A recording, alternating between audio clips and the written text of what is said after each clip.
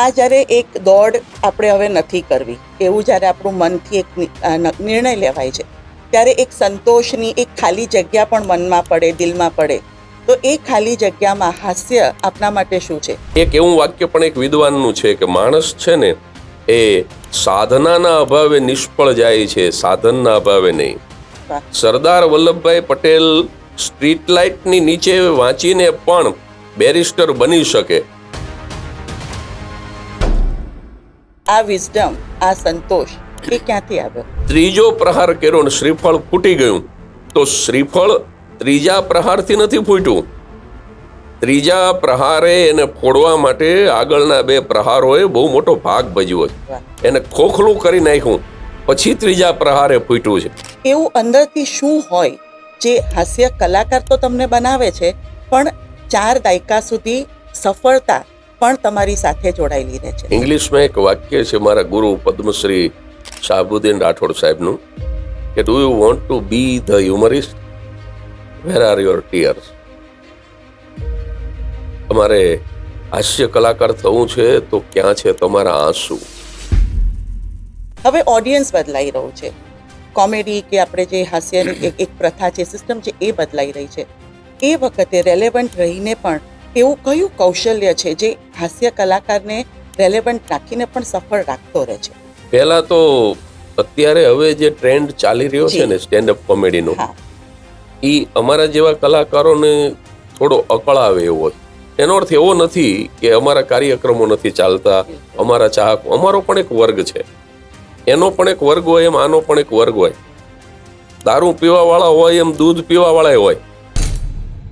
તો એવી કઈ ક્ષણ છે જે એકદમ આજે પણ બધાથી પરે શાંતિની અનુભૂતિ આપને આપે? મિત્રો સાથે જે નિર્દોષ આનંદ કર્યો છે, મોજ મજા મસ્તી, વિદ્યાર્થી અવસ્થામાં નહીં કોઈ ટેન્શન, દરેક કાર્યક્રમમાં હું બોલતો હોય.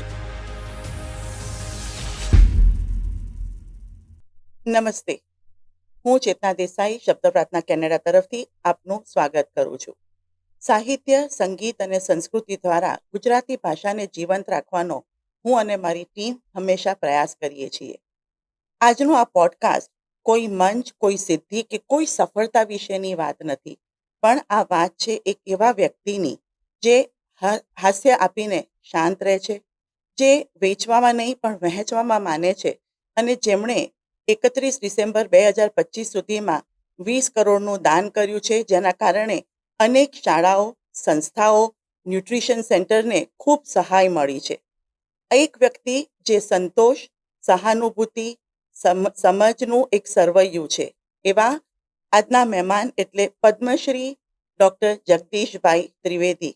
મને ખૂબ ગૌરવ અનુભવાય છે કે આજે જગદીશભાઈ ત્રિવેદી આપણી સાથે જોડાયા છે અને આપણને એમના જીવનને, એમના વિચારોને નજીકથી સમજવાનો અને ઓળખવાનો આ એક તક અને એક સમય મળ્યો છે. મિત્રો, આપણે શરૂ કરીએ જગદીશભાઈ સાથેનો આજનો આ સંવાદ. જગદીશભાઈ, આપનું ખૂબ ખૂબ સ્વાગત છે. પદ્મશ્રી ડૉક્ટર જગદીશભાઈ ત્રિવેદી, શબ્દ પ્રાર્થના અને અમારી ટીમ તરફથી આપનું ખૂબ હાર્દિક સ્વાગત કરું છું. ખૂબ ગૌરવ અનુભવું છું કે આપ આજે આ પોડકાસ્ટમાં જોડાયા છો. ખૂબ આભાર. પહેલો જ સવાલ આપને કરું તો આપણે હાસ્ય કલાકાર તરીકે આપણે કારકિર્દી શરૂ કરી અને નામના મેળવી. આપણે હાસ્યને ગુજરાતી મન પરથી માત્ર મનોરંજન નહીં પણ વિચાર પ્રેરિત સંવાદ રૂપે અને એક વાર્તા રીતે તમે રજૂઆત કરી છે. એમાં આ કારકિર્દીમાં તમને સફળતા, વખાણ સાથે પડકાર પણ રહ્યા હશે, અને એ દરમિયાન ક્યારેક તમને એવો સમય આવ્યો કે તમને એમ થયું કે હવે મારે કોઈને કંઈ સાબિત નથી કરવું? હા, બહુ સારો સવાલ છે. મેં 50 વર્ષની ઉંમર પછી અર્થ ઉપાર્જનનો ત્યાગ કર્યો 12મી ઓક્ટોબર 2017, અને 1 વર્ષ પૂરું થયું તો હું છાપીને હિસાબ આપું છું દુનિયાને કે ભાઈ જાન્યુઆરી મહિનામાં કેટલા કાર્યક્રમો કર્યા, કઈ તારીખે ક્યાં કર્યો, કેટલો પુરસ્કાર લીધો, ફેબ્રુઆરીમાં કેટલા કર્યા, એવી રીતે આખા વર્ષનો હિસાબ. અને એ પાછા કેટલા રૂપિયા પ્રાપ્ત કર્યા, એ ક્યાં આપ્યા, કઈ સ્કૂલ બંધાવી તો એમાં કેટલો ખર્ચ થયો, કોનું ઓપરેશન, કોની સ્કૂલની ફી, તો બધું જ વિગતવાર આપું. આપણા યશસ્વી વડાપ્રધાન નરેન્દ્રભાઈ મોદી એ 31મી ડિસેમ્બર 2023ના મન કી બાતના એપિસોડ નંબર 108માં જે 3.25 મિનિટ સુધી મારા વિશે બોલ્યા, જી તો એનું કારણ આ મારો હિસાબ social audit of social service. એટલે હું આ રીતે હિસાબ આપું તો 1 વર્ષ પૂરું થયું અને મેં હિસાબ કર્યો તો 44 લાખ રૂપિયાના કાર્યક્રમો થયા પહેલા વર્ષે, નિવૃત્તિના પહેલા વર્ષે. અને મારે 25 વર્ષ સમાજને આપવું હતું. શું કામ? કે 25 વર્ષની ઉંમરથી પ્રોફેશનલ સ્ટેન્ડઅપ કોમેડિયન તરીકે મેં કેરિયર શરૂ કરી, તો 25 થી 50 સુધી મેં સમાજ પાસેથી લીધું. તો એવી ઈચ્છા ખરી કે 50 થી 75 સુધી સમાજને પાછું આપીએ. વાહ એટલે 25 વર્ષ લીધું તો 25 વર્ષ દીધું એમ. તો 25 વર્ષ સુધી જીવવાની ઈચ્છા એ વખતે પણ હતી, આજે પણ છે, એટલે 75 સુધી, નિવૃત્તિના 25 વર્ષ. તો પહેલા વર્ષે 44 લાખ રૂપિયાના કાર્યક્રમો થયા. એટલે મેં તરત જ કેલ્ક્યુલેટરમાં મેં હિસાબ કર્યો કે 44 લાખ ને 25 ગુણીએ તો 25 વર્ષમાં કેટલા રૂપિયાના કાર્યક્રમો કરી શકીએ, કેટલું ડોનેશન આપણે સમાજને આપી શકીએ. તો ભગવાને જ એક ફિગર મોકલો, 44 લાખ ઇન્ટુ 25 કરો એટલે 11 કરોડનો આંકડો આવે. અને મેં તરત જ 1 જ વર્ષ પૂરું થયું હતું અને પૂજ્ય મોરારી બાપુ, રૂપાલા સાહેબ અને ઘણા બધા સાહિત્યકારો, કલાકારોની ઉપસ્થિતિમાં મેં જાહેર મંચ ઉપરથી જ મેં જાહેરાત કરી કે હું મરતા પહેલા 11 કરોડ રૂપિયાનું દાન કરીશ.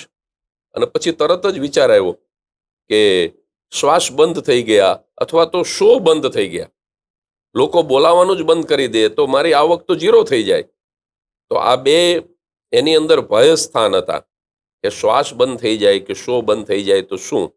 એટલે તરત જ બીજી જાહેરાત કરી કે કદાચ આ બેમાંથી કાંઈ બને અને 11 કરોડમાં કદાચ 2-4 કરોડ ઓછા રહી જાય તો વડીલો પાર્જિત નહીં, મને વારસામાં મળેલી નહીં મારા વડીલો પાસેથી, પણ મેં મારી મહેનતથી વસાવેલી, મારા રૂપિયાથી વસાવેલી જે સ્થાવર મિલકત છે સુરેન્દ્રનગરમાં ઘણી બધી, એમાંથી 1-2 મિલકત મારી પત્ની અને મારો દીકરો વેચી નાખશે, પણ 4 કરોડ ખૂટતા હોય તો 4 કરોડ પૂરા કરી અને પછી મારા અંતિમ સંસ્કાર કરશે. એટલે આવું મેં જાહેરાત તો કરી નાખી. 25 વર્ષમાં જે આપવાનું હતું એ ડોનેશન 6.25 વર્ષમાં એના ચોથા ભાગના સમયમાં જ પૂરું થઈ ગયું. પણ આપે જે કહ્યું ને, આપના સવાલનો જવાબ હવે આવે છે કે 11 કરોડ આપી દીધા પછી મને એમ થયું કે હવે કંઈ જ કરવાનું રહેતું નથી. કારણ કે 80 થી વધારે પુસ્તકો લખ્યા, 3 અલગ અલગ યુનિવર્સિટીમાંથી 3 વાર PhD કર્યું, 3000 થી વધારે કાર્યક્રમો કર્યા, 100 થી વધારે વિદેશ યાત્રાઓ કરી અને છેલ્લે બાકી હતું તો આવું જોખમ લઈને જાહેરાત કરેલી કે પ્રોપર્ટી વેચીને પણ 11 કરોડ પૂરા કરીશ. અને મારો મનોરથ મારા મહાદેવે પૂરો કર્યો 6.25 વર્ષમાં. એટલે મેં જે કંઈ ઈચ્છા કરી એ પરમ તત્વએ પૂરી કરી, પણ છેલ્લે બસ આ ઈચ્છા જે પૂરી થઈ અને પછી મને એમ થયું કે હવે મારે કંઈ જ સાબિત કરવું નથી, હવે કંઈ જ પ્રાપ્ત કરવું નથી, હવે કંઈ જ ન થાય અને કદાચ શ્વાસ બંધ થઈ જાય તો પણ હવે કોઈ અભરખો નથી. આ જ્યારે એક દોડ આપણે હવે નથી કરવી એવું જ્યારે આપણું મનથી એક નિર્ણય લેવાય છે, ત્યારે એક સંતોષની એક ખાલી જગ્યા પણ મનમાં પડે, દિલમાં પડે. તો એ ખાલી જગ્યામાં હાસ્ય આપના માટે શું છે? એ એક સંવાદનું સાધન છે કે છતાં પણ એક મનોરંજન દ્વારા થતું કમ્યુનિકેશન છે? હાસ્ય છે ને એ એક સમય એવો હતો કે એ મારા માટે સાધન હતું, પણ હવે હાસ્ય મારા માટે સાધ્ય છે. કારણ કે સાધન છે ને, આપણે હોડીમાં બેસીએ અને આ કિનારેથી સામા કિનારે આપણે જવું છે તો હોડી આપણા માટે સાધન છે, પણ જ્યારે સામા કિનારે તમે પહોંચી જાઓ પછી સાધન છોડી દેવાનું છે, સાધનનો પણ ત્યાગ કરી દેવાનો છે. એટલે પછી એ સાધન કાયમ ન રહેવું જોઈએ. અને એક એવું વાક્ય પણ એક વિદ્વાનનું છે કે માણસ છે ને એ સાધનાના અભાવે નિષ્ફળ જાય છે, સાધનના અભાવે નહીં. વાહ. સરદાર વલ્લભભાઈ પટેલ સ્ટ્રીટ લાઇટની નીચે વાંચીને પણ બેરિસ્ટર બની શકે, અને જેને કંઈ નથી જ કરવું, એની પાસે બધી જ સગવડ હોય અને છતાંય પોતાનો separate air condition reading room મા બાપે આપ્યો હોય, પણ જેને નથી બનવું એ નથી જ બનતા. એટલે માણસ સાધનાના અભાવે નિષ્ફળ જાય છે, સાધનના અભાવે નહીં. જ્યારે હું પ્રોફેશનલ કલાકાર હતો ત્યારે હાસ્ય મારા માટે સાધન હતું, અત્યારે હાસ્ય મારા માટે સાધના છે. ગરીબોના આંસુ લૂછવા માટેની સાધના, કોઈ નીડી, કોઈ જરૂરિયાતમંદના ચહેરા ઉપર હાસ્ય આવે, એને કંઈક આપી શકીએ, એના સુધી પહોંચવા માટેની સાધના છે. એટલે હવે હાસ્યને જોવાની મારી દ્રષ્ટિ જ બદલાઈ ગઈ છે. આ વિઝડમ, આ સંતોષ એ ક્યાંથી આવ્યો, ક્યાંથી આવે છે? એ પહેલું તો ઈશ્વરની પરમ કૃપા હોય ત્યારે સંતોષ આવે. હું કોઈ ટાટા, બિરલા કે અંબાણી નથી. આઈ એમ અ મિડલ મેન. પણ મને ખબર છે કે મારી પાસે જે છે એ હું 100 વર્ષ સુધી જીવતો રહું તો પણ પર્યાપ્ત છે. મારા એકમાત્ર પુત્ર મૌલિક પાસે, જે તમારે ત્યાં કેનેડા જ રહે છે, જી, મારે એની પાસે માગવું ન પડે એટલું મારી પાસે પર્યાપ્ત છે. અને બીજું, આ ઇન્ટરવ્યુ, આ પોડકાસ્ટ અત્યારે ચાલુ છે ને અત્યારે જ કદાચ મને હાર્ટ એટેક આવે ને હું ગુજરી જાઉં, તો મારા મૃત્યુ પછી મારા પત્ની 100 વર્ષ સુધી જીવે, નીતા, તો એને પણ મારા દીકરા પાસે હાથ લાંબો ન કરવો પડે એવી વ્યવસ્થા મેં કરી લીધી છે. તો આ વ્યવસ્થા કર્યા પછી પણ આ ઈશ્વરની કૃપાથી થયું છે. એટલે વિઝડમ તમે જેને કહો છો, ડાપણ જે કહો છો, એ પહેલું તો ઈશ્વરની કૃપાથી આવે છે. બીજું કે તમારા ગત જન્મના કર્મો એ તમને આ જન્મની અંદર અમુક કામ કરાવે છે. આ કંઈ રાતોરાત નથી થતું. 50 વર્ષની ઉંમરે અર્થ ઉપાર્જન છોડી દઉં, આ નિર્ણય એ કંઈ રાતોરાત નથી લેવાતો હતો. આમાં હું એવું માનું છું કે ઘણા બધા જન્મોના કર્મોનો સરવાળો તમને એ નિર્ણય સુધી પહોંચાડતો હોય છે. પૂજ્ય મોરારી બાપુની બહુ જૂની, વર્ષો પહેલાની એક કેસેટ, એની અંદર બાપુ એવું બોલ્યા છે કે મંદિરમાં જઈને તમે શ્રીફળ વધેરો અને તમે પહેલો પ્રહાર કર્યો, ન ફૂટ્યું, બીજો પ્રહાર કર્યો, ન ફૂટ્યું, ત્રીજો પ્રહાર કર્યો ને શ્રીફળ ફૂટી ગયું, તો શ્રીફળ ત્રીજા પ્રહારથી નથી ફૂટ્યું. ત્રીજા પ્રહારે એને ફોડવા માટે આગળના 2 પ્રહારોએ બહુ મોટો ભાગ ભજવ્યો છે. વાહ. એને ખોખલું કરી નાખ્યું, પછી ત્રીજા પ્રહારે ફૂટ્યું છે. એટલે આ વિઝડમ કહો, આને તમે ડાપણ કહો, આને તમે જે કહો તે, આને તો ઘણા ગાંડપણે કહે છે. એટલે ડાપણે કહેવાય ને ગાંડપણે કહેવાય. ગુણવંત શાહ તો એમ કે વિચાર યજ્ઞના આચાર્ય, એ કે આ તો બહુ એમ કે અવ્યવહારુ માણસોનું કામ છે. આવું કંઈ થોડું વ્યવહારુ માણસો કરે. જે લોકો ગણતરીબાજ હોય એ આવું ક્યારેય ન કરે. એટલે આ તો અવ્યવહારુ, રૂખડ, અલગારી, આવા બધા જે લોકો રહ્યા એનું કામ છે. એટલે આ તો ઘણી વખત ગાંડપણ કહેવાય. પણ આને ગાંડપણ કરો કે ડાપણ કહો, આ ઈશ્વરની કૃપાથી, તમારા અનેક જન્મોના કર્મોથી આ શક્ય બનતું હોય છે. અને મને એવું લાગે છે, અને હું આમાં નિમિત્ત છું. હું એવું ક્યારેય માનતો નથી કે આ હું કરું છું. હું કરું એ જ અજ્ઞાનતા, શકટનો ભાર જેમ શ્વાન તાણે. જો હું અત્યારે એવું વિચારું કે આ જે કે હું 8.25 વર્ષથી કરી રહ્યો છું, 8 વર્ષ ને 3 મહિનાથી, એ હું કરું છું એમ માનું ને તો બધું જ ધૂળ થઈ જાય, બિલકુલ. એના ઉપર પાણી ફરી જાય. એટલે એવું પણ નથી કે આ હું કરું છું. મને ચોક્કસ ખબર છે કે કોઈ પરમ તત્વ મારી પાસે આ કરાવી રહ્યું છે. એટલે તમે સફળતાને ખૂબ પચાવી છે. એટલે તમારામાં આ જે હ્યુમિલિટી છે, આ જે તમારી એક અંદરની તમારો જે સંતોષની જે એક ભાવના છે, જે આ તમે કરો છો જે કામ, એના માટે તમે ક્રેડિટ પણ નથી લેતા. તો એ પણ કદાચ એક દૈવી શક્તિ, એક કશેક આશીર્વાદનું જ પરિણામ હોઈ શકે. બની શકે. હાસ્ય કલાકાર થવું એટલે માટે હાસ્ય હોવું માત્ર એ પૂરતું નથી હોતું. જોક્સ તો આપણે બહુ જગ્યાએ સાંભળતા હોઈએ છીએ. એવું અંદરથી શું હોય જે હાસ્ય કલાકાર તો તમને બનાવે છે, પણ 4 દાયકા સુધી સફળતા પણ તમારી સાથે જોડાયેલી રહે છે? ઇંગ્લિશમાં એક વાક્ય છે મારા ગુરુ પદ્મશ્રી શાહબુદ્દીન રાઠોડ સાહેબનું, કે do you want to be the humorist, where are your tears. તમારે હાસ્ય કલાકાર થવું છે તો ક્યાં છે તમારા આંસુ? આ જગતને હસાવવા માટે દુઃખનું, દર્દનું, ગમનું, વ્યથાનું, વેદનાનું હોવું જરૂરી છે હાસ્ય કલાકાર થવા માટે, જગતને હસાવવા માટે. ચાર્લી ચેપ્લિન રમકડાથી, રમવાની ઉંમરનું બાળક હતો ત્યારે એ રમકડા વેચતો લંડનની શેરીઓમાં. એટલે રમકડાથી રમવાની ઉંમરે જે બાળકોને રમકડા વેચવા પડ્યા છે, તો એની પીડા કેવી હશે. મારા ગુરુ શાહબુદ્દીન રાઠોડ સાહેબના માતુશ્રીનું અવસાન થયું અને તે જ દિવસે થાનના કબ્રસ્તાનમાં એમના માતુશ્રીને દફનાવી અને તે દી રાત્રે જ રાજકોટના જંકશન પ્લોટમાં એ લોકોને હસાવતા હતા. અને મારા જીવનમાં પણ એવું બન્યું.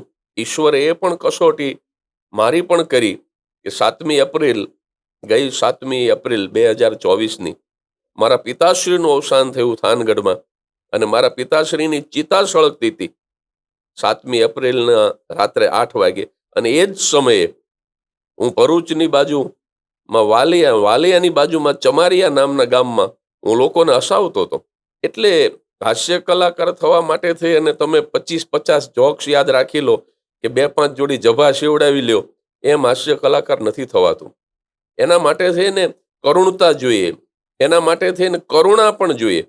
કરુણતા અને કરુણા એ બંને તમારા અંદર હોય. અને બીજું, સમાજમાં જે કંઈ દ્રશ્યો તમને જોવા મળે, જે કંઈ ઘટના બને, એમાંથી હાસ્ય શોધવાની તમારી હાસ્ય વૃત્તિ, જેને સેન્સ ઓફ હ્યુમર કહીએ, આ ત્રણેય વસ્તુનો ત્રિવેણી સંગમ થાય ને તો તમે દીર્ઘકાળ સુધી હાસ્ય કલાકાર રહી શકો. એક હાસ્ય કલાકાર તરીકે અને એ હાસ્ય કલાકાર તરીકે સફળ રહેવા માટે એવી કોઈ એક બાબત આપને એવું લાગ્યું હોય કે આપણે છોડવી પડશે, અને એક બાબત જે કદાચ એવું ટેમ્પટેશન પણ આવ્યું હોય કે છોડવી પડે, પણ આપણે એને છોડી નહીં અને આપણે એને આની સાથે જોડાયેલા રહ્યા, એવી કઈ બાબત? એવી કઈ બાબત? મારા વ્યક્તિગત જીવનની વાત કરું તો લાંબા સમય સુધી લોકોના હૃદયમાં રહેવા માટે થઈને પહેલા તો અહંકાર છોડવો પડે.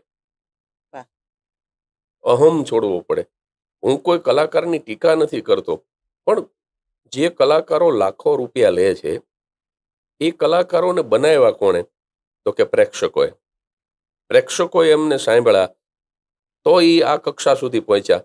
અને હવે સમસ્યા શું થાય, જ્યારે પ્રસિદ્ધિ મળી ગઈ એટલે કાર્યક્રમ પૂરો થાય એટલે પાછળના બારણેથી ભાગી જાય. હું કોઈને મળીશ નહીં, હું કોઈની સાથે ફોટા નહીં પડાવું, હું કોઈને ઓટોગ્રાફ નહીં આપું, ફોટોગ્રાફ નહીં આપું. તો એ લોકો એમની રીતે કદાચ સાચા હશે, પણ જગદીશ ત્રિવેદી એવું વિચારે કે આ ઓડિયન્સે મને સાંભળો, 1 રૂપિયાની 3 કોપી ઝેરોક્સ કાઢતો જગો ઝેરોક્સ વાળો, એને પદ્મશ્રી ડોક્ટર જગદીશ ત્રિવેદી બનાવનાર તો આ ઓડિયન્સ છે, આ મારા ભગવાન છે, અને હું એને ન મળું. હજી આ હમણાંની તમને વાત કરું, 31મી ડિસેમ્બરે અમરેલીનો કાર્યક્રમ પૂરો થયો અને એક બેન મળવા આવ્યા અને રોવા માંડ્યા. તો મેં કીધું તમે શું કામ રડો છો? એનો વિડીયો વાયરલ થયો છે. તો કે હું 2 મહિના પહેલા વિધવા બની, મારા પતિ ગુજરી ગયા અને 2 મહિનાથી હું હસવાનું ભૂલી ગઈ હતી બિલકુલ, અને મને એમ થયું કે હું જીવતી જ નથી. પણ મારા પતિ એમ કે નોકરીએથી આવે તો અમારો એક ક્રમ હતો કે દરરોજ સાંજે અમે 10 મિનિટ, 15 મિનિટ, અડધી કલાક માટે પણ અમે તમને સાંભળતા. તો મને સમાચાર મળ્યા કે જગદીશભાઈ ત્રિવેદી અમરેલી આવ્યા છે. તો હું આ કાર્યક્રમમાં જે યજમાન છે એને તો ઓળખતી નથી, અને હું અહીંયા આવી ગઈ અને તમારા કાર્યક્રમમાં બેઠી અને આ 2-3 કલાક હું હસી, તો મને એવું લાગે છે કે હવે હું જીવું છું. તો સાહેબ, આવા પ્રસંગો આ મારી કેરિયરમાં ઘણા બન્યા છે. આવા માણસો મને મળ્યા છે. એટલા માટે થઈ શું છોડવા જેવું છે અને શું નથી છોડવા જેવું? તો છોડવા જેવો તમારો અહંકાર છે, છોડવા જેવું તમારું અભિમાન છે કે હું કંઈક છું, હું મોટો કલાકાર છું. નહીં સાહેબ, આ દુનિયા છે ને એ ધારે ત્યારે કલાકારને ખભા ઉપર બેસાડે અને ધારે ત્યારે કલાકારને નીચે નાખી દે. અંતે તો પબ્લિક સબ જાનતી હૈ, એને ખબર છે કોણ કેટલા પાણીમાં છે. એટલે છોડવા જેવું કાંઈ હોય તો કલાકારો માટે અભિમાન છે. અને સતત યાદ રાખવા જેવું કંઈ હોય તો જ્યારે બિગિનિંગ ઓફ કેરિયર, તમારી કારકિર્દીની શરૂઆતમાં તમે જે હતા, બસ એ પોઈન્ટને સતત યાદ રાખો. હું 500 રૂપિયા માટે છેક મુંબઈ કાર્યક્રમ આપવા ગયો હતો અને સુપર ફ્લોપ કાર્યક્રમમાં આપ્યો હતો. એ વખતે 120 રૂપિયા રિઝર્વેશન સાથે થાનથી મુંબઈનું ગાડી ભાડું હતું, 240 રૂપિયા ખર્ચ થયો હતો, અને નિષ્ફળ જવાના મારા ગુરુએ મને 500 રૂપિયા આપ્યા. નિષ્ફળ જવા મેં 260 નફો થયો હતો, પણ મને કંઈ જ આવડતું નહોતું. એ સતત યાદ રાખવું જોઈએ દરેક કલાકારે કે હું જ્યારે શીખતો હતો ત્યારે હું આવો હતો. પછી એ દિવસો ઘણી વખત માણસ ભૂલી જતા હોય છે. અમીરો ઘણી વખત ગરીબીના દિવસો ભૂલી જતા હોય છે, અને પ્રસિદ્ધ લોકો ઘણી વખત જ્યારે એ અપ્રસિદ્ધ હોય એ દિવસો ભૂલી જતા હોય છે. અને કોઈ પણ ક્ષેત્રમાં સફળ થયેલા લોકો પોતાની કેરિયરની શરૂઆત ઘણી વખત ભૂલી જતા હોય છે.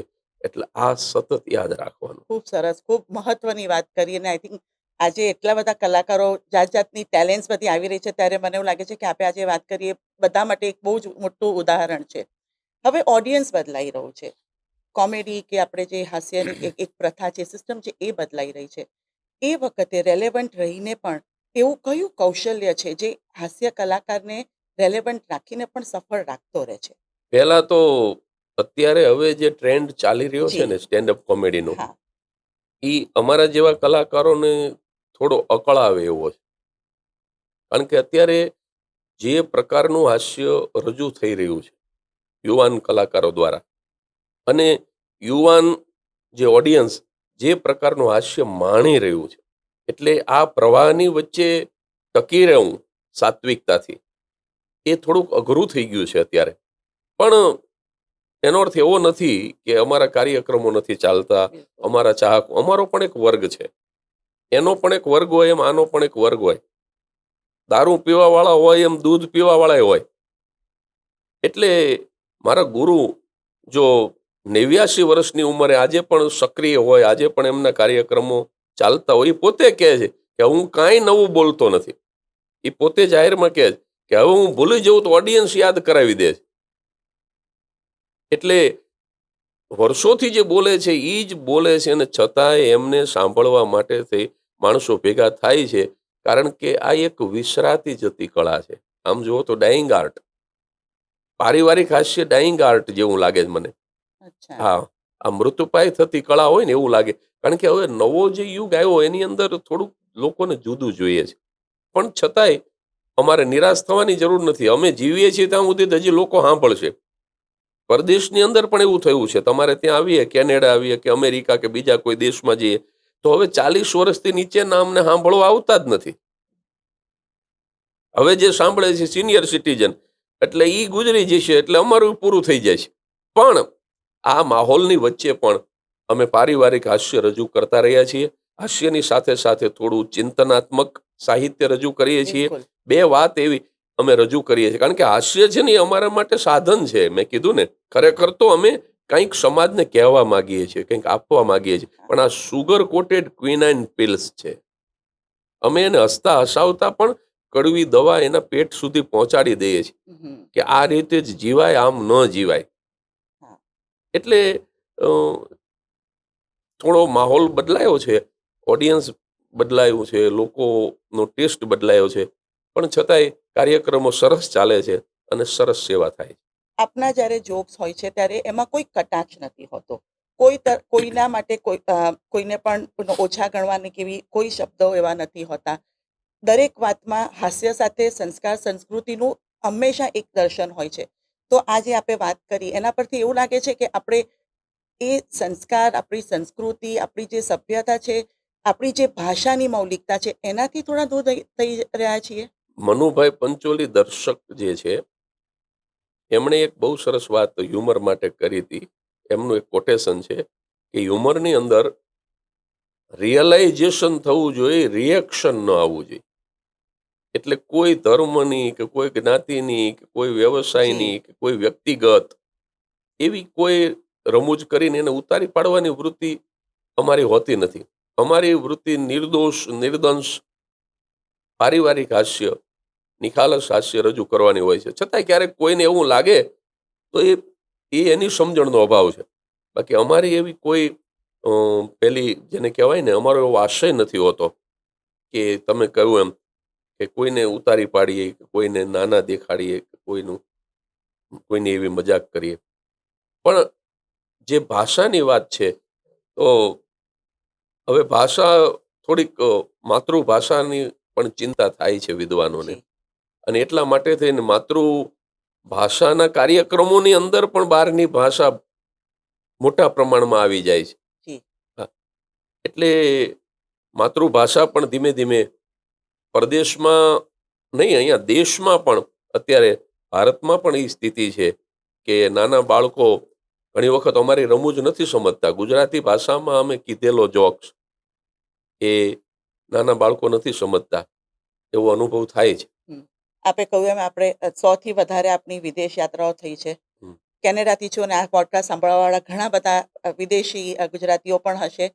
આપ જ્યારે જાઓ છો, આપ જે ઓબ્ઝર્વ કરો છો, તો એ તમને ત્યાં શું પરિવર્તન જે તમને ખૂબ એકદમ સિમ્પલી તમને દેખાય છે કે આ બહુ પરિવર્તન થઈ રહ્યું છે? ગુજરાતી ભાષા ગણો, ગુજરાતી જીવનશૈલી ગણો ત્યાં, અથવા તો ગુજરાતી લોકોના વિચારો ગણો, તો એ શું પરિવર્તન તમને લાગે છે? હું વર્ષો પહેલા ચેતનાબેન જ્યારે પરદેશ જતો, હું મોટા ભાગે મારા મિત્રોના ઘરે જ હું ઉતરતો હોઉં છું. હું 3 મહિના દાખલા તરીકે અમેરિકા રહું તો મારે 90 દિવસ હું રહ્યો હોય તો 90 દિવસમાં 10 રાત પણ એવી નથી હોતી કે જે હોટેલ કે મોટેલમાં મેં વિતાવી હોય.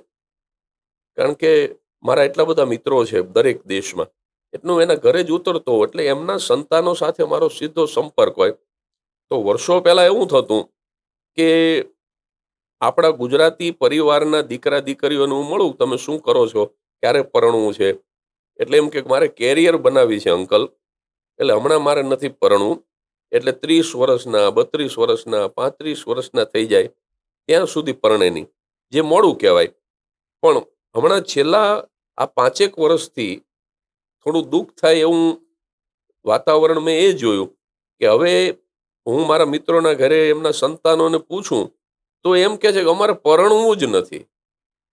આપણે કંઈક વાય તો કે we not want to take responsibility એટલે આ જે વિચારો, આ પ્રકારના જે યુવાનોમાં જે જોવા મળે છે એ આમ સેલ્ફ કોન્સન્ટ્રેટ, સેલ્ફિશ જેને કહેવાય, સ્વકેન્દ્રી, કે હું કોઈની જવાબદારી જ ન લઉં, મારી પત્નીની નહીં, અથવા તો યુવતીને એમ થાય કે મારા પતિની નહીં, હું મારી ઈચ્છા પ્રમાણે જીવું, મા બાપ ન જોઈ, જીવનસાથી ન જોઈ, અને હું બસ પૈસા કમાઉં, હું મારી ઈચ્છા પ્રમાણે લીવ ઇન રિલેશનશીપમાં રહેવા માંડ્યા. એનો મતલબ શું? જ્યાં સુધી ફાવે ત્યાં સુધી સાથે રહીએ, ન ફાવે તો કાલથી છૂટા. એટલે સહન કરીને પણ જીવવું પડે. જીવન સાથીની અંદર બધા જ આપણને ગમતા સદગુણ હોય અને એક પણ દુર્ગુણ ન હોય એવું ન બને. એટલે સાચો પ્રેમ તો એ છે કે તમે વ્યક્તિને ગુણ અવગુણ સાથે સ્વીકારો.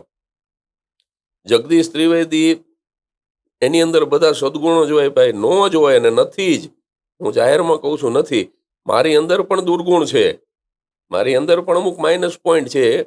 તો હું એમ કહું છું કે ભાઈ મારી સાથે તમારે દોસ્તી રાખવી હોય, મિત્રતા રાખવી હોય તો મને ગુણ અને અવગુણ બંને સાથે સ્વીકારો. એટલે અત્યારે ચિંતા એ થાય છે કે માણસ છે ને એ એટલો બધો સેલ્ફિશ થઈ ગયો. ઓલો સેલ્ફી જે લે છે ને એટલે એ કઈ સેલ્ફિશ ઉપરથી નથી આવ્યું, પણ હું વિનોદ ખાતર બોલું કે આ સેલ્ફી જે છે ને એ સેલ્ફિશ ઉપરથી આવી, કે હું જાતે જ મારો ફોટો લઈ લઉં, એટલે પોતાની જ વાત છે બસ. એટલે ચિંતા કરાવે એવું છે. એક તો માતૃભાષા ભૂલાતી જાય છે, કલ્ચર આપણું થોડુંક ચિંતા કરાવે એવું થઈ ગયું છે. અને આપણા રિવાજો, લગ્નની અંદર તમે જો પ્રી વેડિંગ શૂટ મેં વિડીયો મૂક્યો તો બહુ વાયરલ થઈ રીલ. આ ધંધો ન કરાય. કુંવારી છોકરી, જુવાન છોકરીને તમે પરદેશ મોકલો જમાઈની સાથે, ઈ ટૂંકા કપડાં પહેરીને દરિયા કિનારે દોડે, પાછું ઓલો એને આખી તેડી લે, આગ અને ઘી ભેગા થાય અને તમે એમ કહો ઘી નહીં ઓગળે. પછી એનાથી આગળ વધી અને બેબી બમ્પ સુધી પહોંચી ગયા, પ્રેગ્નન્સીની અંદર એના પાછા ફોટા પાડવાના, આ બધું પાછું સોશિયલ મીડિયામાં મૂકવાનું અને પાછું સમાજને બતાવવાનું. એટલે આ બધું જોઈને બહુ ચિંતા થાય છે કે આપણે કઈ દિશામાં જઈ રહ્યા છીએ. હિન્દુઓના અસ્તિત્વ ઉપર મને ખતરો દેખાય છે, હિન્દુઓની એકતા ઉપર મને ખતરો દેખાય છે, હિન્દુઓના સંસ્કાર લુપ્ત થતા હોય એવું લાગે છે. ખબર નથી એ લોકોને કે દશરથને કેટલી રાણી હતી, ત્રણેય રાણીના નામ શું, અને તમે 31st ઉજવવા નીકળી જાઓ. હું એમ નથી કહેતો કે બીજા ધર્મના તહેવારો આપણે ન ઉજવીએ, પણ તમારા સંતાનો સાન્તાક્લોઝ પાસે ચોકલેટ માગે કે કપડાં માગે કે કોઈ પણ વિશ રાખે, એનો જગદીશ ત્રિવેદીને જરાય વાંધો નથી. પણ હિન્દુઓના સંતાનોને પાકી ખબર હોવી જોઈએ કે જીવનમાં જ્યારે પણ દુઃખ આવશે, જ્યારે પણ સંકટ આવશે, ત્યારે લાલો સદા સહાય તે. મારો ઈશ્વર એવો ઠીંગણો નથી કે મારે બીજાના કોઈના ઈશ્વરની પાસે ભીખ માગવી પડે. સનાતન હિન્દુ ધર્મનો જે ઈશ્વર છે એ તો બીજા ધર્મના ઈશ્વર કરતા બહુ મોટો છે. હું જાહેરમાં કહું, સનાતન હિન્દુ ધર્મનો ભગવાન એ બીજા ધર્મોના ભગવાન કરતા અનેક ગણો મોટો છે. જી એટલે આપણી પાસે જ છે આવા, તો આપણે બીજા પાસે જવાની જરૂર નથી. એટલે કોઈ ધર્મનો અનાદર નહીં. ધર્મની વ્યાખ્યા જ એવી છે કે કોઈને ખલેલ ન પહોંચે એ રીતે જીવો, એમને એમનું કરવા દો, આપણે આપણું કરો. પણ આવું બધું આ બહુ લાંબો વિષય થઈ જાય, જવાબ જી લાંબો થઈ જાય બેન. જી પણ આ બધું જોઉં છું ને, હું સમાજમાં સતત ફરતો હું, મહિનામાં 20-22 દિવસ હું બહાર જ હોઉં, જી તો થોડી ચિંતા તો થાય છે બિલકુલ. કે આ બદલાવ આવ્યો છે. આ બદલાવ જે છે, આ વિચારધારા જે બદલાઈ છે, એમાં કયા પરિબળો કારણભૂત છે? બહારનું વાતાવરણ એ બદલાયું છે કે ક્યાંક ઘરમાં પણ એક ગીવઅપ કે હવે આ સ્વીકારવું છે, એ એ ભાવના ઉત્પન્ન થઈ છે? એટલે સોશિયલ મીડિયાનો બહુ મોટો ફાળો છે. આપણા ફિલ્મો, આ બધું જે કંઈ બદલાઈ રહ્યું છે આખું જગત, પછી એની અંદર તમામ વસ્તુ આવી જાય, સ્થાવર અને જંગમ. હા. એટલે એની બહુ મોટી અસર છે. બાળકોના કુમળા માનસથી જ એક જુદા પ્રકારના સંસ્કારો એની અંદર રેડાતા હોય છે, અને એના કારણે પછી આ બધું આવ્યું છે. તમે અત્યારે લગ્નમાં બેનો કપડાં પહેરે છે, કપડાં જોઈજો ને, તો હમ, તમને ખબર પડી જશે કે આ લોકો શું બતાવવા માંગે છે આ કપડાં પહેરીને. જી એટલે એક એક આવો કે બધા કરે છે એટલે આપણે કરવું. વાહ દેખાદેખીનો જે યુગ આવ્યો કે આ ચેતનાબેને આવા કપડાં પહેર્યા એટલે મનીષાબેને એવા જ પહેરવા જોઈએ. નહીં સાહેબ, મનીષાબેનને માફક આવે એવા પહેરે, ચેતનાબેનને અનુકૂળ આવે એ ચેતનાબેન પહેરે. પણ હવે તો શું, મારી જેઠાણી આ પહેર્યું એટલે હું આ પહેરું, મારી પડોશણે આ પહેર્યું એટલે હું આ પહેરું. એ લોકોએ પ્રી વેડિંગ શૂટ કર્યું એટલે આપણે તો પૈસા ન હોય તો દેણું કરીને તે પરદેશ મોકલો અને પ્રી વેડિંગ શૂટ કરો. એટલે થોડી દેખાદેખી, થોડું સોશિયલ મીડિયા, આપણા બધા અમુક જે સાવ જેને કહેવાય ને કચરા જેવા અમુક જે મૂવી, બધા મૂવી નહીં પણ અમુક બોલિવૂડના એવા મૂવી, ઇન્ટેન્શનલી હિન્દુ ધર્મને નીચો દેખાડવા માટે, હિન્દુ દેવતાઓનું અપમાન થાય એ પ્રકારના મૂવી. હા હવે આ મૂવી આપણા છોકરા જોવે, એના મગજમાં એમ થાય કે શંકર ભગવાન આવા જ છે, હનુમાનજી આવા જ છે. પણ નહીં, શાસ્ત્રોમાં જઈને જુઓ હમ, કે કેવા છે. એટલે આમાં આ જવાબ પણ લાંબો થઈ જાય એવો છે. પણ ટૂંકમાં આ બધું જ એની અંદર ભાગ ભજવે છે. અને મેં કહ્યું એમ, પારિવારિક જીવનમાં શું થયું કે સ્વકેન્દ્રી થઈ ગયા. આ ઘરડા ઘરો રોજ નવા ખુલે છે, એનું કારણ શું? મા બાપ નથી જોતા. પછી સૌથી વધુ હવે દિવસે ને દિવસે ડિવોર્સના કેસ વધી રહ્યા વધતા ગયા, કારણ કે સહન શક્તિનો સદંતર અભાવ. સહન કંઈ કરવું જ નથી. નાની એવી બાબતમાં જો ડિફરન્ટ ઓફ ઓપિનિયન થાય તો કહો તું તારા રસ્તે, હું મારા રસ્તે. તો જૂના જમાનામાં તો ઘણું બધું સહન કરીને પણ દાંપત્ય જીવન ટકાવી રાખતા હતા લોકો. એ અત્યારે કરવું નથી. હમ. એટલે ઘણા બધા કારણો છે આમાં. સંબંધોની આપણે જેમ વાત કરી છે, સંબંધો, એક પરિવાર કે જે લોકો બાળકો લગ્ન કરવા નથી માંગતા, અમુક પરિણીત પુખ્ત વયના સંતાનો અને એમના માતા પિતા સાથેના સંબંધો બદલાઈ રહ્યા છે. બાઉન્ડ્રીઝ આવી ગઈ છે કે અમુક વસ્તુ કહીને કહેવામાં કે બોલીને કહેવામાં આવે છે કે હવે એક અંતર છે, એક હમ. બાઉન્ડ્રી છે, અને ક્યારેક એ વાત થતી નથી. પણ સંબંધો બદલાઈ રહ્યા છે અને ક્યાંક મા બાપ મૌન થઈ ગયા હોય એવું આપણને લાગે છે. પોતાનો ભાવ, પોતાનો વિચાર કહેતા અટકી જતા હોય અથવા તો પોતાને હોલ્ડ બેક કરતા એ આજે જોવા મળે છે. આ પરિવર્તનનું કારણ પણ આજે આપણે જે અત્યારે વાત કરી એની સાથે હોઈ શકે? હા, હોઈ જ શકે, બિલકુલ હોઈ શકે. કારણ કે અત્યારે જુઓ, જે રીતે આ કોંગ્રેસની સરકાર ગઈ ને ભાજપની આવી, એવી રીતે હવે તમે જુઓ પારિવારિક જીવનમાં હવે સાસુની સરકાર ગઈ, વહુની આવી.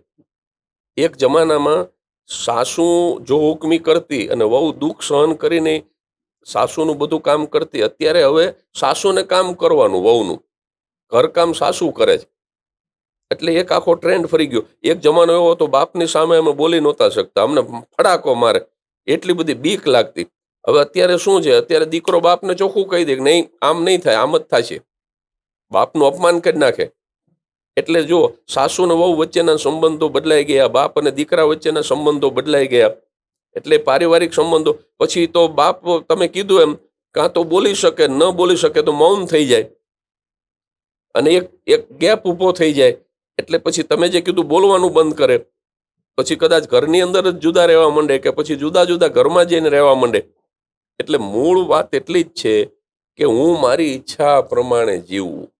અત્યારે દરેક વ્યક્તિને પોતાની ઈચ્છા પ્રમાણે જીવવું છે. જીવવું છે. પહેલા એવું હતું કે ભાઈ પરિવાર અકબંધ રહે એના માટે થઈને આપણી ઈચ્છાની વિરુદ્ધ પણ કાંઈ જીવવું પડે. સવારે 5 વાગે જાગવું પડે. ઊંઘ આવતી જ હોય, ન જ ગમતું હોય. પણ આ આપણા સંયુક્ત પરિવારની અંદર આપણે જાગવું જ પડશે. આપણે 5 વાગે નહીં જાગીએ તો 6 વાગે ચા નાસ્તો કોણ આપશે બાપુજીને? પણ હવે ઈ વિચાર જ ન રહ્યો. હવે હું 9 વાગે જાગીશ. બાપુજીનું જે થાવું એ થાય. એટલે દરેક વ્યક્તિ પોતાની ઈચ્છા પ્રમાણે જીવતી થઈ ગઈ. સીધું કેવું હોય તો સ્વાર્થી થઈ ગઈ. સ્વનો અર્થ જેમાં છે એમ. એ દિશામાં વિચારતી થઈ ગઈ. એટલે બધા આ સમસ્યાઓ એટલે થઈ છે. વિભક્ત કુટુંબો એટલે થયા છે. કરડાઘર એટલે થયા છે. મા બાપની અમાન્ય નથી રહેતી. સંતાનોને ને નવી પેઢીને અને અ, વડીલોને બનતું નથી. પતિ પત્ની જુદા થાય છે. આ બધી જ જે સામાજિક અને પારિવારિક સમસ્યાઓ છે એના મૂળમાં જગદીશ ત્રિવેદીને એવું લાગે છે કે માણસ સ્વકેન્દ્રી થઈ ગયો, સ્વાર્થી થઈ ગયો. એક આખો એક એવો દાયકો ગયો જેમાં સ્ત્રી સશક્તિકરણની ખૂબ વાતો થઈ. આ સ્ત્રીઓ સાથે અન્યાય પણ થયો જ હતો, પણ સ્ત્રી સશક્તિકરણની જે વાતો થઈ એમાં ક્યાંક મિસઇન્ટરપ્રિટ થયું કે જે કહેવાવું જોઈએ અને જે સમજાવવું જોઈએ એ ન સમજાતા લોકોએ પોતાને અનુકૂળ વસ્તુઓ એમાંથી લઈને આ ઘરોમાં વાતાવરણમાં અશાંતિ થોડી ફેલાઈ હોય એવું લાગે હા, છે. એટલે મિસઅન્ડરસ્ટેન્ડિંગ ઘણી વખત થતું હોય છે, સારી ભાવનાઓનું, સદભાવનાઓનું પણ. બાકી સ્ત્રી સશક્તિકરણ થવું જ જોઈએ. હું તો જ્યારે હાસ્ય કલાકાર નહોતો થયો અને નાટકનો કલાકાર હતો અને હું નાટકો લખતો અને ભજવતો, તો મારા બધા નારીવાદી નાટકો, જી. નારીની તરફેણમાં હોય મારા નાટકો. નારી ઉપર થતા અત્યાચારને મેં ઉજાગર કર્યો હોય એવા મારા દહેજ પ્રથાના અને ઘણા બધા એવા સતી પ્રથાના અને ઘણા નાટકો છે કે જેમાં સ્ત્રી ઉપર થતા અત્યાચારને મેં વખોડી નાખ્યો હોય. એટલે સ્ત્રી છે એ શક્તિ છે, સ્ત્રી છે એ પૂજનીય છે અને પુરુષ કરતાં પણ હું તો એને એક ડગલું આગળ મૂકું છું. પુરુષ કરતાં પણ વધારે શક્તિશાળી છે. કારણ કે ગુજરાત છે ને એ ગમે એટલું શક્તિશાળી હોય તો એ ભારતથી મોટું ક્યારેય ન થઈ શકે. એટલે પુરુષ છે ને એ તો સ્ત્રીના ઉદરમાં 9 મહિના સુધી રહી અને પછી જન્મ ધારણ કરતું જીવ છે. તો એ સ્ત્રીથી કેવી રીતે આગળ થઈ શકે? પુરુષના ઉદરમાં સ્ત્રી 9 મહિના નથી રહેતી. સ્ત્રીના ઉદરમાં પુરુષને રહેવું પડે છે. એટલે હિન્દુસ્તાન તો સ્ત્રી છે, પુરુષ ગુજરાત છે. વાહ. એટલે સ્ત્રીનું સશક્તિકરણ થવું જોઈએ, સ્ત્રીને માન મળવું જોઈએ. પણ સ્ત્રી જ જો પછી પોતાની જ જાતે જો પછી પોતાને એ પછી શું કેવું હવે, ટૂંકમાં સ્ત્રી જ પોતાની જાતને ઉઘાડી કરી નાખે, સ્ત્રી જ જો પોતાની જાતને નિમ્ન કક્ષાએ મૂકી દે, સ્ત્રી જ જો પોતાની જાતને સાવ જેને કહેવાય ને કે છેલ્લી પાટલીએ મૂકી દે, તો પછી એને કોણ બચાવે? આ એક અંગત સવાલ કે આપને અ, આટલી બધી સફળતા અને છતાં પણ એક ઠહેરાવ છે, એક શાંતિ છે, એક સંતોષ છે આપના વ્યક્તિત્વમાં પણ, છતાં પણ જગદીશ ત્રિવેદીને એવો કોઈ ડર જે હતો, આજે પણ છે, પણ આપ એની ઉપર રાઈઝ થઈ શક્યા છો. ડર તો હવે અત્યારે તો કોઈ છે નહીં. હા, એક એક સમય એવો હતો કે જ્યારે હું સંઘર્ષ કરતો હતો ત્યારે મને એમ થયું કે અત્યારે હજી પૂરતી પ્રસિદ્ધિ નથી મળી, પૂરતા પ્રમાણમાં પૈસો નથી મળ્યો અને અત્યારે કોઈ કારણસર મારું અવસાન થાય તો એમ કે મારી ઈચ્છાઓ અધૂરી રહી જાય અને મારા પરિવારનું શું થાય, એવું એ વખતે મને લાગતું હતું. અને એ વખતે એમ કે હું લાઇમ લાઇટમાં રહેવો જોઈએ, હું સ્પર્ધામાં ટકી રહેવો જોઈએ, મારા કાર્યક્રમો સતત ચાલતા રહેવા જોઈએ જી. અને આ નહીં થાય કોઈ કારણસર તો શું થશે એવો એક ડર હતો એક જમાનામાં, જ્યારે હું સંઘર્ષ કરતો હતો. મારી કેરિયરની શરૂઆત હતી, શરૂઆતના 5-10 વર્ષો. પણ હવે એવું તો કાંઈ છે નહીં. મેં કીધું ને કે હવે તો કદાચ કાલે મરવાનો હોય તો આજે મરી જઈએ. હવે તો કોઈ ઈચ્છા જ બાકી નથી. હવે તો એક જ ઈચ્છા છે કે હવે કોઈ ઈચ્છા જ ન રહે, કોઈ વાહ. ઈચ્છા જ ન રહે, એ એક જ ઈચ્છા છે. વાહ, વાહ. ખૂબ સુંદર વાત.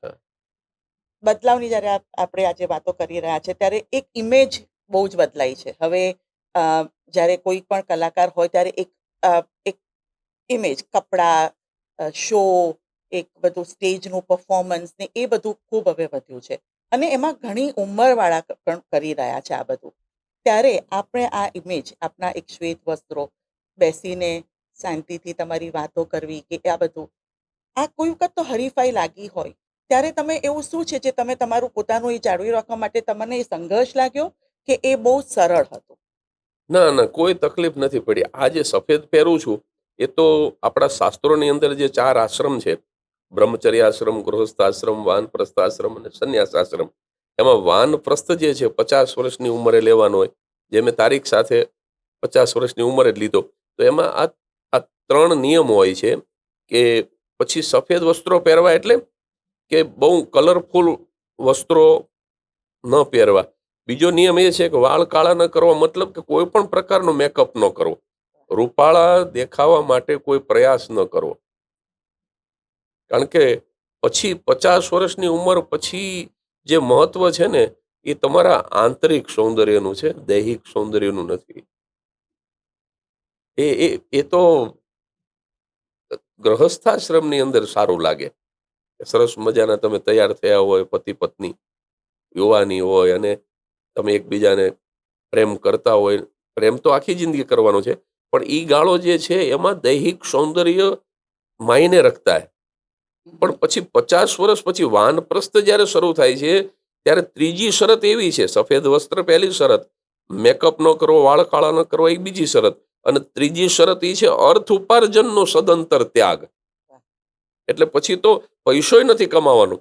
એટલે તમે કોઈ ધંધો કે કારોબાર તમે કરતા હોય તો તમારા નાના ભાઈને કે તમારા દીકરાને કે તમારા ભત્રીજાને કે કોઈ ન હોય આવું તો તમારા મિત્રને, તમારા ઉત્તરાધિકારીને તમારો ધંધો કારોબાર સોંપી દેવાનો. પણ તમારે એક આંખ એના ઉપર રાખવાની કે કંઈ ખોટું તો નથી કરતો ને, તો એને માર્ગદર્શન આપવાનું કે આમ ને આમ કરવાનું બેટા. પણ એક આંખ તમારી વન તરફ હોવી જોઈએ, એક આંખ સદન તરફ અને એક આંખ વન તરફ. એ વાનપ્રસ્થાશ્રમ છે. હા. કારણ કે તમારે 75 વર્ષ પછી આ પણ છોડવાનું છે. સંન્યાસ આશ્રમમાં તો પરિવારે છોડવાનો છે અને સંસારે છોડવાનો છે. એટલે એના રિહર્સલ સ્વરૂપે આ 25 વર્ષ આપ્યા છે. એટલે આ હું જે કરું છું એ તો શાસ્ત્રોમાં લખેલા વાનપ્રસ્થ આશ્રમના નિયમો છે. પણ મારા ગુરુ છે દાખલા તરીકે, તો એ ભલે સફેદ જ પહેરવા એવો એમને નિયમ નથી, પણ એ આ રીતે જ ઠાવકાઈથી બેસે અને ધીમે ધીમે બોલે, પોતાની વાત રજૂ કરે, પારિવારિક હાસ્ય હોય. અને અમે મેં કીધું એમ અમે આ રીતે જ જીવવા ટેવાયેલા છીએ ને આમ જ જીવવું છે. સ્ટેજ ઉપરથી નીચે ઉતરી જવું છે, કક્ષાથી નીચે નથી ઉતરવું. જે દિવસે જગત ન સ્વીકારે આ રીતે કે ભાઈ આ સફેદ કપડાવાળા નથી જોતા ને આ રીતે બેઠા બેઠા બોલે એ નથી જોતું અને આવું પારિવારિક નથી સાંભળવું, તે દિવસે માઇકની સ્વિચ બંધ કરી દેવાની, કોઈ પણ જાતના દુઃખ વગર, અને આ છોડી દેવાનું.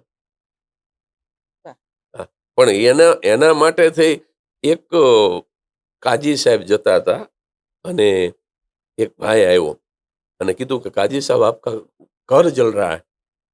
તો એ તો જે રીતે આમ જતા હતા એમ જ ચાલતા રહ્યા. એટલે ઓલાને એમ થયું કે એને સાંભળ્યું નથી, એટલે થોડોક નજીક ગયો યુવાન. એ કે આપકો સુનાઈ નહીં દેતા કાજી સાહેબ, આપકા ઘર જલ રહા હૈ. અને ત્યારે કાજી સાહેબે કીધું કે ભાઈ જલતા હે તો જલને દે, મેં મેરી ચાલ कैसे બદલ દઉં. એટલે ઘર સળગે તો હું દોડવા ન માંડું, હું તો જે ગતિથી ચાલુ છું એ જ ગતિએ ચાલુ. એટલે આ જગત હળગી જાય તો ભલે હળગી જાય, પણ અમે અમારી ચાલ નહીં બદલી.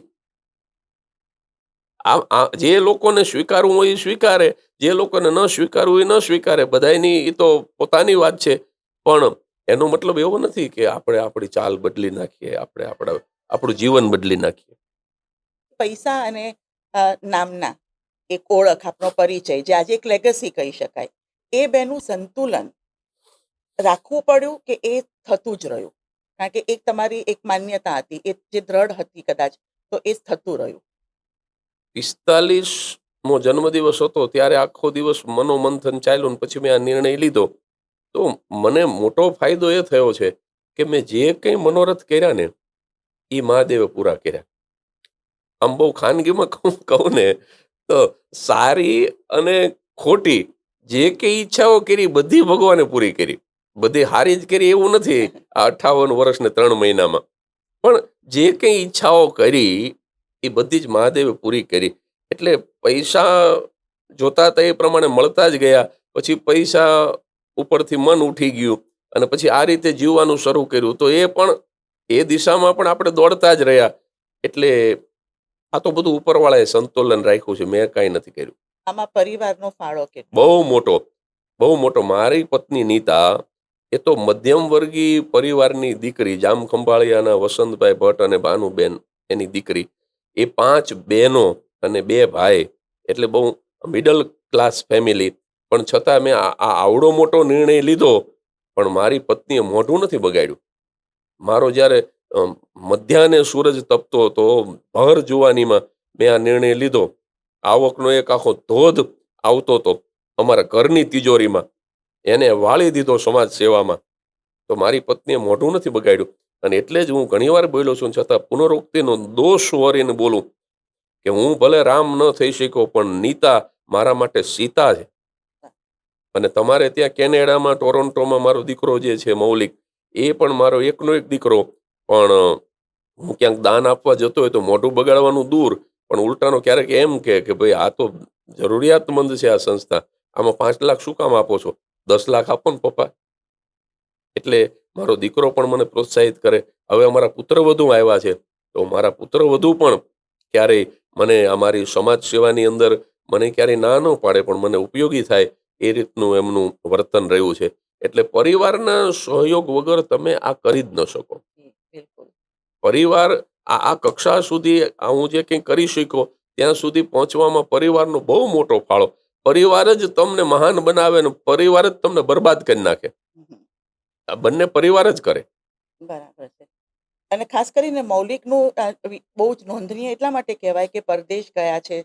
પરદેશમાં જ્યારે આપ શરૂઆતમાં જાઓ છો ત્યારે એની ચેલેન્જીસ હોય છે સેટલમેન્ટ થવાની. હા. તો યંગ જે માઇન્ડ હોય એ થોડું ગ્રીડી થઈ શકે કે તમે ત્યાં આપો છો એના કરતાં અત્યારે મને જરૂર હા. વધારે છે, હા. એવું થઈ શકે. એટલે મને એવું લાગે કે જે આજના જમાનાનો દીકરો બહારની પોતાની સ્ટ્રગલ્સમાં પણ આપને આપની કામમાં આટલો બધો સમર્થન આપે છે, એ એક યુવાન ઉદાહરણ કહી શકાય.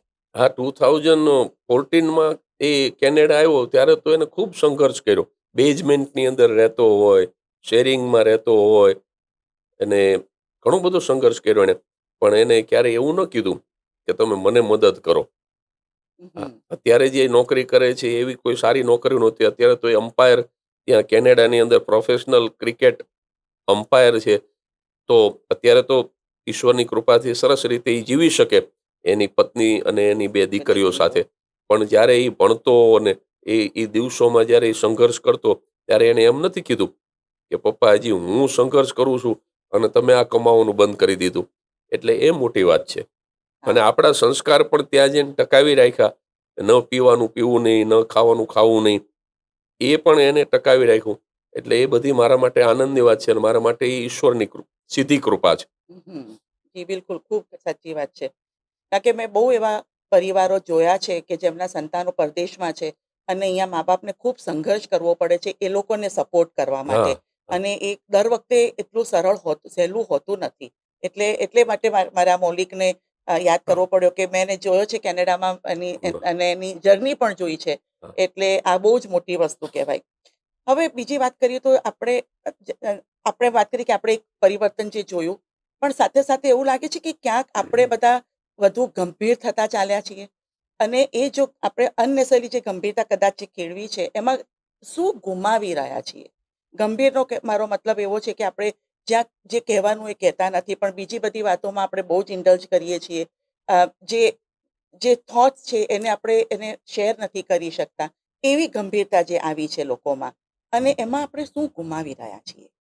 એક કોટેશન મને હમણાં ગઈકાલે જ વાંચવામાં આવ્યું કે જો તમારો કોઈ દુશ્મન નથી, જો તમારો કોઈ જ દુશ્મન નથી, તો એનો અર્થ એ થયો કે અમુક જગ્યાએ તમારે બોલવાની જરૂર હતી ત્યાં તમે બોલ્યા નથી. કારણ કે જ્યાં ખરેખર બોલવાની જરૂર હોય ત્યાં ઘણીવાર તમે મૂંગારો, અને એના કારણે કદાચ તમારા દુશ્મન ન વધે, પણ એના કારણે ઘણી વખત તમારે બહુ સહન કરવું પડે. હા. અને અત્યારે બીજું શું થયું છે, અત્યારે માણસ આમ એટિકેટમાં રહેવા માંડ્યો, એટલે બહુ આમ એમ કે આમ સોશિયલાઇઝ ન થવું, બહુ હળવું મળવું નહીં, થોડોક આમ અતડો રહે. એટલે એ રીતે એમ કે હું આમ મારું એક પ્રભુત્વ બતાવવા માંગુ. પણ એવું કાંઈ કરવાની જરૂર નથી. તમારે જેવા છો એવા તમારે દેખાઈ જવું જોઈએ, બિલકુલ નેચરલ રહેવું જોઈએ, બધાને હળવું મળવું જોઈએ. અત્યારે હું આ પોડકાસ્ટ માટે આવતો હતો અને ગાડી પાસેથી એક સ્કૂટર વાળો નીકળ્યો. આ હમણાંની વાત છે, આ કલાક પહેલાની. અને મને જોઈ ગયો. અરે કે જગદીશભાઈ ઊભી રાખો, ઊભી રાખો, ઊભી રાખો. મેં કાચ નીચે ઉતાર્યો. મેં કહ્યું શું છે? અરે કે હું તમારા વિડીયો જોઉં છું નિયમિત, મારે ફોટો પડાવો. એટલે એ ટ્રાફિકમાં ઊભી રહે એમ નહોતું. મેં કહું ભાઈ તું આગળ આવ્યું, તું થોડોક આગળ ગાડી ઊભી રહે અહીંયા હું રાખું. ગાડી ઊભી રાખીને ફોટો પડાવી લીધો. હવે આમાં પછી આપણે એમ કે ના ના, હું તો સેલિબ્રિટી છું ને હું છે ને અહીંયા રોડ ઉપર ગાડી ઊભી રાખું. પણ આપણને પ્રસિદ્ધ કરનાર કોઈ હોય તો આ છે કે જે લોકો સમય કાઢીને આપણને જોવે છે, સાંભળે છે, વાંચે છે. એટલે બિલકુલ નેચરલ ને સરળ જીવવામાં બહુ મજા છે. સરળ થઈ જવું એ જ સૌથી અઘરું છે. હા. એટલે આમાં તમે કહ્યું એમ માણસો મૂંગા રહે, ઘણી વખત પોતાની લાગણી, પોતાના વિચારો વ્યક્ત ન કરે, એનાથી ઘણું બધું સહન કરવું પડતું હોય છે, સામેવાળાને અને પોતાને પણ. પોતાને પણ. જી, બિલકુલ. ઉંમર સાથે બદલાવ આવે ફરી અને શરીરના બદલાવ આવે, પણ મન પ્રફુલ્લિત અને આટલું જીવંત રહે છે. આપ જે શ્રેણીથી કામ કરો છો, જેટલા આપણા કાર્યક્રમ હોય છે, જે હું જોતી હોઉં છું, એક પછી બીજો પછી ત્રીજો, એક શહેરથી બીજા શહેર, અને એ જુદા જુદા ગામમાં જુદી જુદી ઓડિયન્સ હોય, જુદા જુદા વિચારધારા હોય, એ બધું કરવા માટે મનને કઈ રીતે આપ સ્થિર અને મજબૂત રાખો છો, અને એવું શું કરો છો જે આપ પ્રફુલ્લિત પણ રહી શકો ને આટલા કાર્યરત રહી શકો છો?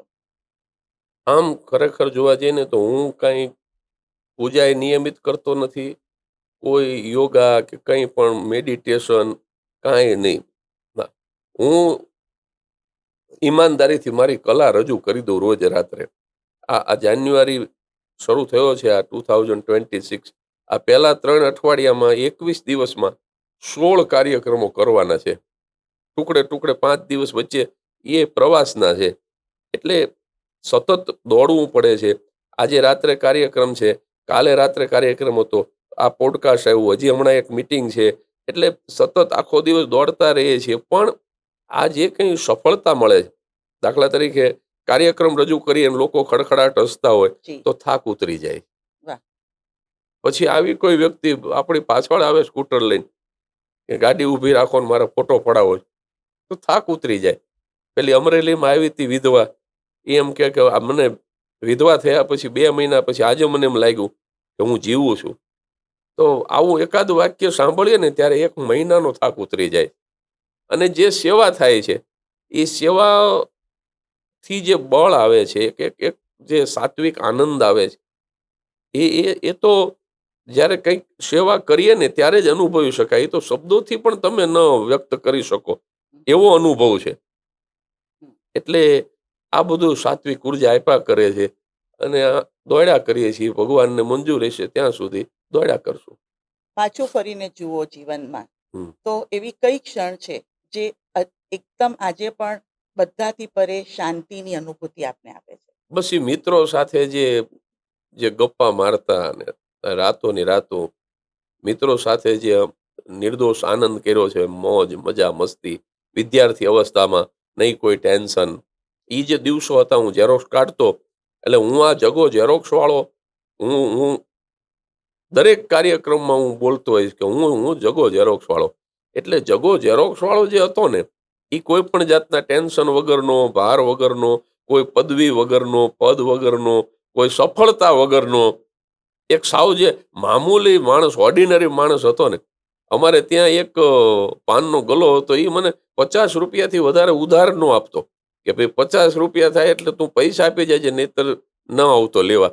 એટલે એક સાવ સાયકલ લઈને ભાડાની દુકાન અને ત્યાં જતો અને 1 રૂપિયાની 3 કોપી ઝેરોક્ષ કાઢતો અને મિત્રો સાથે ગપ્પા મારતો. ઈ જે ઈ જે જિંદગી હતી ને, એ હું ભૂલી જ નથી શકતો. અને સતત હું હજી એની અંદર જીવવા પ્રયાસ કરું. મને જ્યારે જ્યારે મોકો મળે ત્યારે હું પાછો ઈ થઈ જાઉં, થાનનો જગો થઈ જાઉં, આ બધું ભૂલી જાઉં. અને આમાંય છે ને, આ આ જીભ છે ને, એ જન્મ સાથે જ તમને મળી છે. એટલે ઈ સ્મશાનમાં તમારી સાથે જ બળવાની. પણ આ દાંત છે ને, એ પાછળથી આવ્યા છે ને, એટલે વહેલા જતા રહે છે. એટલે આ પદ્મશ્રી ના ડોક્ટર ને હાસ્ય કલાકાર ને આ બધું છે ને એ તો પાછળથી આવ્યું છે. આ ગમે ત્યારે મને છોડીને જતો રહે, મારી સાથે જગો જીવવાનો જે થાનમાં હતો ઈ બળવાનો, સ્મશાનમાં મારી સાથે બળશે ઈ જગો ઝેરોક્ષ વાળો બળશે. પદ્મશ્રી નહીં બળે, ડોક્ટર નહીં બળે, એ વિશ્વ વિખ્યાત હાસ્ય કલાકાર ને જાણીતા લેખક ને ચિંતક ને આ બધા લટકણિયા છે એ કાંઈ સ્મશાનમાં સાથે ન આવે. એટલે હું મૂળ મારા સ્વરૂપમાં જીવવા માંગુ ને એ હું ભૂલું નહીં ક્યારેય. એટલે જગો ઝેરોક્ષ ઝેરોક્ષ વાળો. વાળો આજે પણ આપનામાં જીવન છે ને હા. આપને ગ્રાઉન્ડેડ હા, અને રાખે છે. એ બાળક પણ તમારામાં સતત જીવતું રહેવું જોઈએ.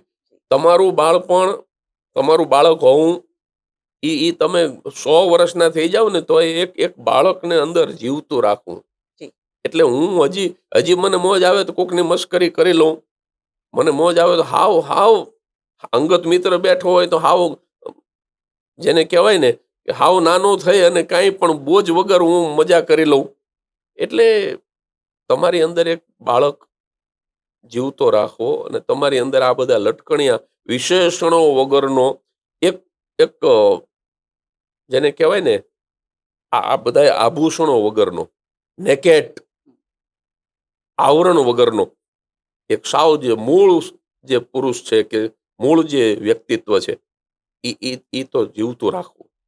રેપિડ ફાયર રાઉન્ડ મેં 5 સવાલોનું કર્યું છે. જગદીશ ત્રિવેદીને એમાં આવરી લેવાનો પ્રયાસ કર્યો છે. તો હાસ્ય એ આપણા માટે આરામ છે કે ઉર્જા છે? ઉર્જા. મૌન, ખાલીપો કે શાંતિ? શાંતિ. નામ, ઓળખ કે યાદ? નામ આમ તો હવે ઓળખ બની ગયું છે. લેગસી કહી હા. શકાય. બરાબર. પૈસા, જરૂર કે ભાર? એમાં એવું છે કે જો તમારી જરૂરિયાત મુજબના પૈસા તમારી પાસે હોય તો ઈ પૈસા તમને સાચવે, પણ પૈસા જ્યારે જરૂરિયાત કરતા વધી જાય ને પછી તમે પૈસાને સાચવતા થઈ જાઓ.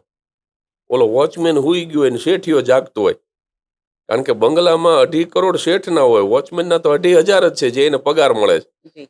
એટલે હદથી વધે સંપત્તિ તો પછી માણસ સંપત્તિનો વોચમેન થઈ જાય, માણસ સંપત્તિને સાચવતો થઈ જાય. એટલે મેં જવાબ તમને ભલે લાંબો આપ્યો, પણ પૈસો તમે શું કીધું, જરૂર છે કે ભાર? જરૂર કે ભાર? હા, એ જરૂર પૂરતો જ રખાય, ભાર થાય એટલો બધો ન રખાય. બરાબર. એકાંત, મિત્ર કે શિક્ષક? એકાંત મિત્ર પણ ખરું અને શિક્ષક પણ ખરું, કારણ કે એમાં 2 શબ્દ છે, એકલતા અને એકાંત. એટલે ઇંગ્લિશમાં જેને અલોન અને લોનલી 2 શબ્દ છે. એટલે એકલતા એ છે કે જે તમને પાગલ કરી મૂકે, જે તમે સહન ન કરી શકો, અને એકાંત એ છે કે જે તમને શાણાક બનાવે, જ્યાં એકનો પણ અંત એ એકાંત. એટલે એકાંત તમને ગાંડા પણ કરે અને તમને શાણા પણ કરે, તમારી એકલતા. એટલે તમે શું સવાલ કર્યો? એકાંત. એકાંત એ મિત્ર કે શિક્ષક? હા, એટલે અમુક સમય એ મિત્ર અને જ્યારે એ એકાંત બની જાય તો બહુ મોટો ગુરુ, બહુ મોટો શિક્ષક. સફળતા, સંતોષ કે પ્રવાસ? સંતોષ. છેલ્લો એક સવાલ પૂછી લઉં. આજે યુવાનોએ પોતાની જાતને જો એક સવાલ કરવો હોય તો એ શું હોવો જોઈએ? હું મારા કુળના સંસ્કાર પ્રમાણે જીવું છું કે નહીં? દરેકના પોતાના સંસ્કાર હોય, વારસાગત. હા, તો દરેક માણસે આ સવાલ રોજ કરવો પોતાની જાતને કે હું મારા વડીલો પાર્જિત જે આપણા કુળના સંસ્કારો છે, મારો ધર્મ, મારું કુળ, મારું મૂળ, આ કુળ અને મૂળ ભૂલ્યા ને એને જ સૂળ ઊભા કર્યા છે. એટલે પોતાનું કુળ, પોતાનું મૂળ, પોતાના સંસ્કાર, પોતાનો ધર્મ, એ પ્રમાણે હું જીવું છું કે નહીં, આ સવાલ રોજ કરવો યુવાનોએ પોતાની જાતને. ખૂબ સરસ વાત જગદીશભાઈ. ખૂબ ખૂબ આભાર આપનો. આજે આપે આ સમય આપ્યો. આપના દરેક સવાલમાં જે જવાબ હતા મને એવું લાગ્યું કે એમાંથી એક એપિસોડ બની શકે એટલી માહિતી, જે સમાજ ઉપયોગી માહિતી છે. એટલે ખૂબ જાણવા મળ્યું. ફરી ક્યારેક મળીએ અને વધુ આ સંદર્ભમાં વાતો થાય. ચોક્કસ. ગુજરાતી ભાષાની સાથે આપણે ઇન્વેસ્ટેડ છીએ એટલે ગુજરાતી ભાષા સાચવવાનો પ્રયાસ રહે છે. એટલે ખૂબ ખૂબ આભાર આપનો. આપ આવ્યા અને આટલી સુંદર વાતો કરી. નમસ્તે. હા, અને તમારો પણ આભાર. દર્શકોનો આભાર, જે લોકો કિંમતી સમય કાઢી અને આ પોડકાસ્ટ, આ આપણા સવાલ જવાબ સાંભળવાના છે, સાંભળી રહ્યા છે. અને તમે વતનથી હજારો માઇલ દૂર રહીને પણ તમે વતનને તમારી અંદર જીવતું રાખ્યું છે.